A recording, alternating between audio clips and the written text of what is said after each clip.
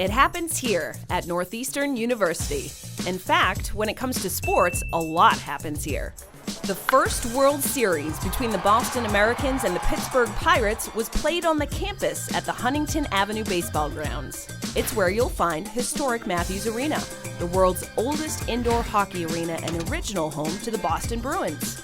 And just this year, the Huskies took home the coveted Beanpot Trophy for the first time in 30 years. Northeastern is also home to a much more obscure sport. Meet the SquashBusters.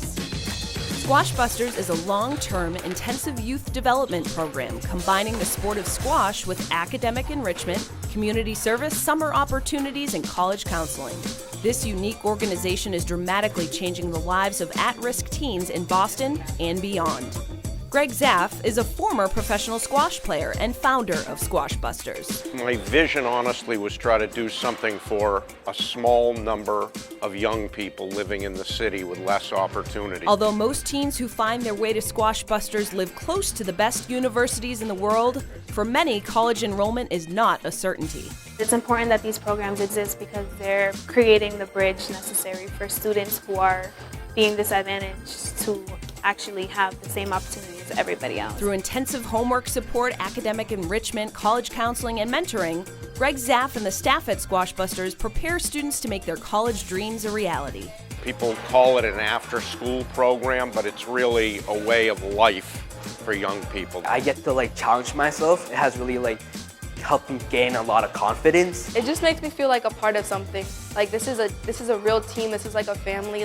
You don't just leave. People don't forget about you. You're here for an amazing amount of time, and I just love it. What began in 1996 with 24 students on borrowed courts at Harvard and the YMCA has grown into a year-round program that has served more than 700 young people in Boston, Lawrence, and Providence. There's now an urban squash youth movement that's way beyond SquashBusters. There are 20 replica programs in America now that started here in Boston. So now our students are playing matches with programs like ours, coast to coast. Squash has long been considered an exclusive sport. It was invented at Harrow School, an independent boarding school for boys in Harrow, London, England, around 1830. The first squash court in North America was right here in New England at St. Paul's School in Concord, New Hampshire in 1884. Given the elite status of the sport, there was even a squash court for first-class passengers on the Titanic.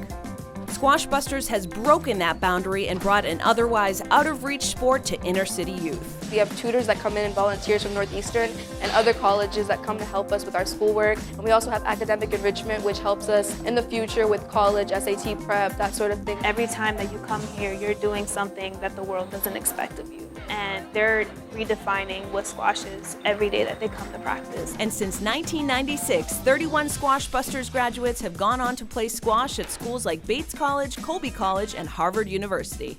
The success of SquashBusters boils down to one word: commitment. When we introduce ourselves into the lives of our students and their families, we make a commitment to stay with them till they're 25 years old, and we don't go away. So what builds is trust and connection and family, and that is why it works. My mom liked it because it helped me with my grades, and we did academics. If you were struggling, they would help you. They would get one-on-one with you. You know, it's a dream come true. It's the fruition of my life. It definitely sets my goals and my limits to go even higher, that we can do more. And I'm just excited. I think it's important to say that the benefits go way, way beyond the students. There's a paradox in that it's broken down walls all over the place, even though we use walls to teach the lessons.